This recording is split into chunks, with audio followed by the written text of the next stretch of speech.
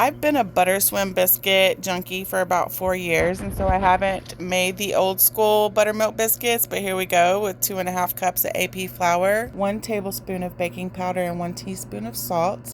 I added in a teaspoon of baking soda for some extra fluff, mixed my dry ingredients, and added in 1 stick of frozen and grated butter. I started cutting in with a fork. I don't have a pastry cutter, so don't sue me. Once the fork did its job, I started using my hands to break up the bigger pieces of butter, but also because it's fun. Now, one problem with me, I never have buttermilk, and I make biscuits a lot, but I always do this. I use 1 cup of milk to 1 tablespoon of white vinegar. Mix the vinegar in the milk gently, store it, let it curd up, and then just gently give it a little mix before you use it. Perfect every time.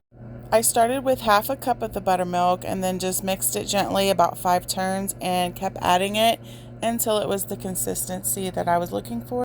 Turn your dough out onto a floured surface and flour your hands. You want to make sure that you're able to touch the dough without it sticking to you. Fold each half over and do that 2 more times. You can skip this process, but this is going to give you the nice flaky layers that you want in your biscuits. Then I just patted it out evenly to about 3/4 inch thick rectangle. I didn't measure, but you can do that totally. Another thing I don't have is a cutter, so I used this metal wine glass. It worked fine, just don't twist too much like I did. I forgot to mention your oven should be preheating this whole time to a nice and toasty 425 degrees.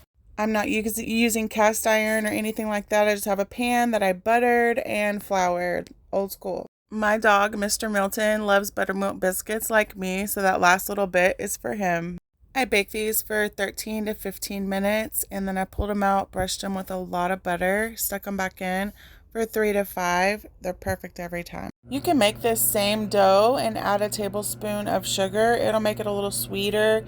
I was doing a savory dish, so no. If I was making these for breakfast, I would have absolutely did that, but these were for dinner. I just made a classic, old school, shit on a shingle, gravy, hamburger, onions. Instead of mashed potatoes, I put the potatoes in the gravy. Yum. Clearly, we let carbs take the wheel. Y'all come back and see me.